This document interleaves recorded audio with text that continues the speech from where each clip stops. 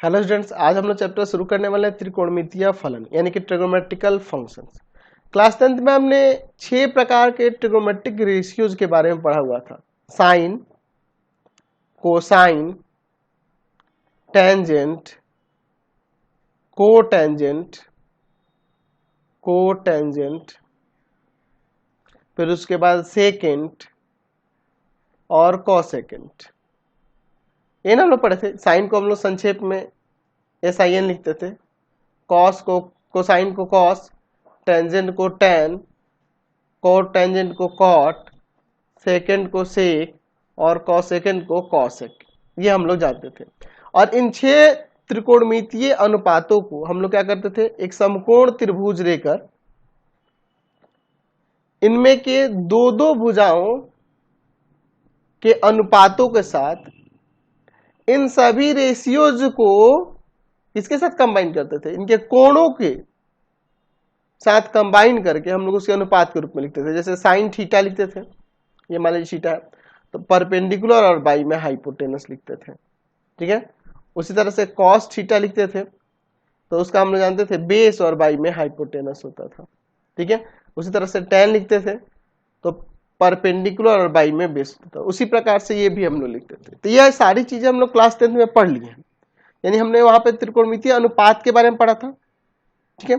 यहां पर हम लोग उन्हीं त्रिकोणमितीय अनुपातों को, किसी कोण के त्रिकोणमितीय अनुपात को रेडियन माप के पदों में और त्रिकोणमितीय फंक्शन के पदों में, फंक्शन के बारे में हम लोग पढ़े ना, फलन क्या होता है हम लोग देखे हुए थे। कि अगर एफ ए से बी में फलन है तो ए के हर एक अवयव का बी में प्रतिबिंब मिलना चाहिए और ए के किसी भी अवयव का बी में एक से अधिक प्रतिबिंब नहीं होना चाहिए और ए और बी अधिक समुच्चय होना चाहिए। ये ध्यान रखा था, याद है ना आपको।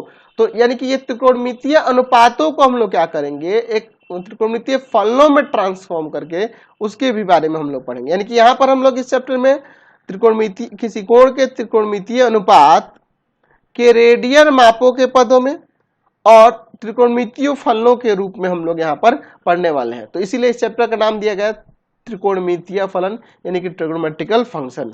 हम लोग क्लास 10th में कुछ त्रिकोणमितीय फॉर्मूले देखे थे, है ना, कुछ निष्पत्ति देखी थी। उन्हीं निष्पत्तियों को हम लोग थोड़ा सा यहाँ पे डिटेल में एक्सप्लेन करके देखने वाले हैं। ठीक है। वहां पे हमने कुछ अच्छे से एक्सप्लेन करके नहीं देखा था, उसी को हम लोग फिर से देखने वाले हैं। त्रिकोणमितीय निष्पत्तियों की परिभाषा, उन्हीं की परिभाषा हम लोग अभी उन्हीं की परिभाषा यानी कि डेफिनेशन को देखेंगे ट्रिगोनोमेट्रिकल फंक्शंस के। ठीक है। ट्रिगोनोमेट्रिकल फंक्शंस के यानी कि यहाँ पर लिख सकते हैं कि डेफिनेशंस ऑफ ट्रिगोनोमेट्रिक फंक्शंस। ठीक है। चलिए, तो उन्हीं का कुछ डेफिनेशंस है, इसी पे हम लोग विचार करने वाले हैं। ठीक है। मैं यहाँ पर क्या करता हूँ कि निर्देशांक तल लेता हूँ एक्स एक्सिस और ये वाई एक्सिस ले लेता हूँ। ठीक है। ध्यान से देखिएगा, ये आपका एक्स और इधर एक्स डैश ले लेता हूँ, ये वाई और यहाँ पर ये मैं वाई डैश ले लेता हूँ। मूल बिंदु को केंद्र मानकर हम लोग इस पर एक वृत्त खींचते हैं जिसकी त्रिज्या मान लेते हैं कि 1 इकाई है। अब वो 1 इकाई जो भी हो, मतलब हमारे पास 1 यूनिट है उसका, चाहे 1 सेंटीमीटर हो चाहे 2 सेंटीमीटर, हमने क्या किया, 1 इकाई ले ली है। ठीक है। अब इसी के परिधि पर एक बिंदु मैं यहाँ पर पी ले लेता हूँ जिसका निर्देशांक है एक्स वाई। ठीक है। अब देखिए, मैं इस बिंदु से, यहाँ पी बिंदु से इस पर लंब खींचता हूँ। ठीक है। अच्छा, एक काम करते हैं हम लोग, ओ से पी को भी मिला देते हैं। तो ये ओपी की लंबाई 1 इकाई ना है जी, 1 इकाई है। अच्छा, यहाँ पर लंब खींचे ए, तो ये देखो ओ ए क्या होगा, यहाँ से ये एक्स नियामक और ये वाई नियामक हो जाएगा। इतना तो समझ में आ रहा है ना जी। चलिए, तो हम लोग यहाँ पर मान लेते हैं कि माना यहाँ पर ओ को केंद्र मानकर एक इकाई त्रिज्या वाला वृत्त खींचे जिस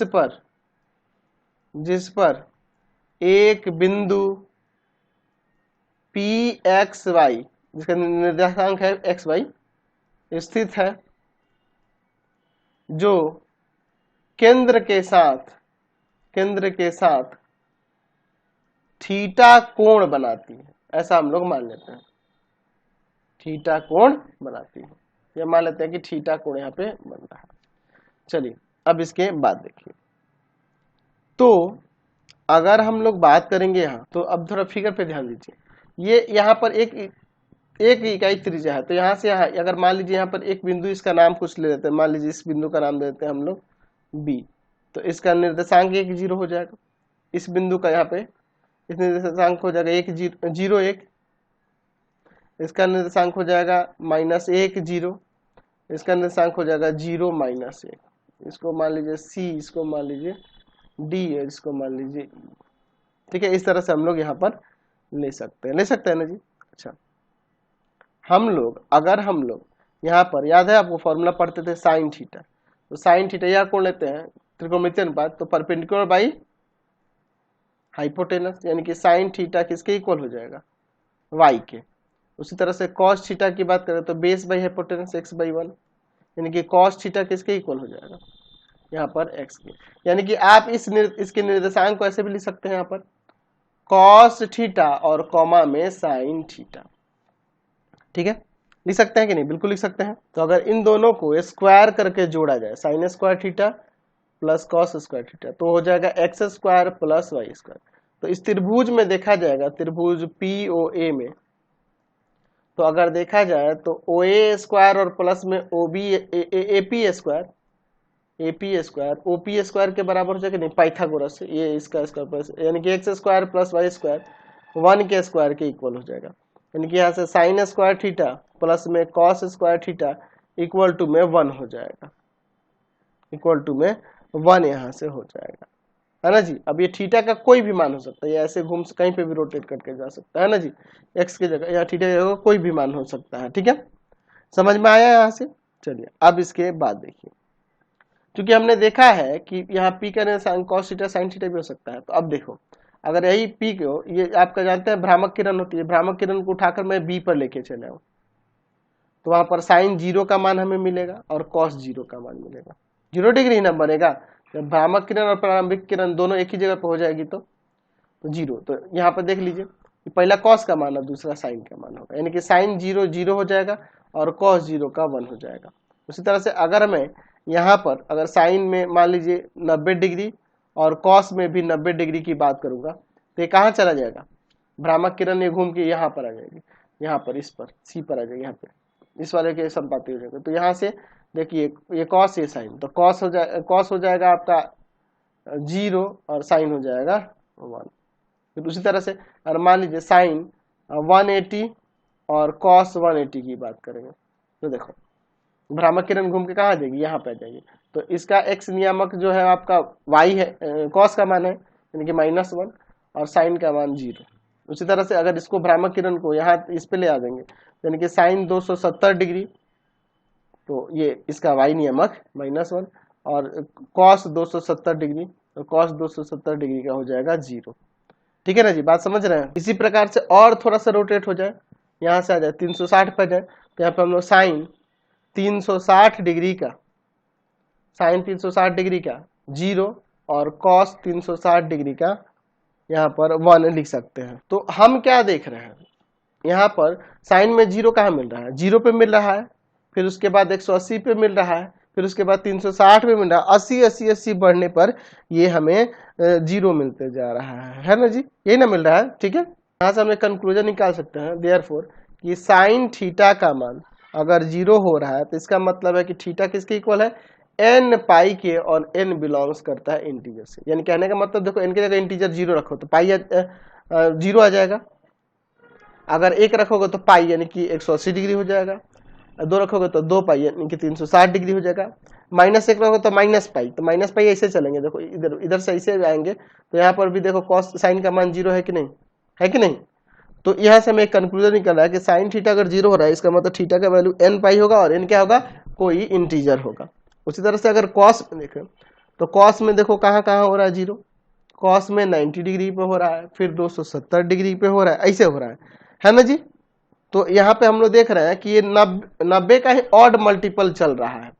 तो यानी कि कॉस थीटा अगर 0 हो तो इसका मतलब वहां पर कि थीटा जो होगा इक्वल हो जाएगा 2n प्लस 1 पाई बाई 2 के, 90 के odd multiple n belongs to z के लिए। तो यहाँ से ये हमें दो कंक्लूजन निकला कि साइन थीटा अगर 0 के बराबर हो रहा है इसका मतलब कि थीटा का वैल्यू n पाई होगा और n बिलोंग्स करेगा इंटीजर से, और कॉस थीटा 0 हो रहा है तो हो जाएगा थीटा का value 2n plus pi by 2 जहाँ n बिलोंग्स करेगा इंटीजर से। ये कंक्लूजन हमें यहाँ पर निकला।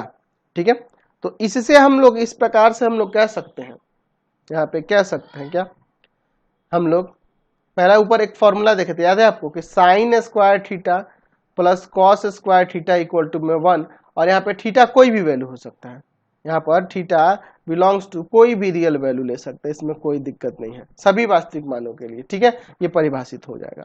अच्छा, अब उसी तरह से आप लोग त्रिकोणमितीय अनुपात, अन्य त्रिकोणमितीय अनुपात, साइन कॉस तो हो गया। अगर मान लीजिए tan की बात करें तो tan थीटा बराबर में क्या जानते हैं, साइन थीटा बटा कॉस थीटा, लेकिन ये सही नहीं होगा क्योंकि यहाँ पे कॉस थीटा कभी भी 0 नहीं होना चाहिए, ये ध्यान रखना होगा, हर में कभी 0 होना चाहिए, नहीं होना चाहिए। इसका मतलब यहाँ कि theta not equal to 2n plus 1 pi by 2 n belongs to integer. तो अगर ये लिखने के साथ साथ ये लिखेंगे तब जाके आपका पूरी तरह से फॉर्मूला सही होगा।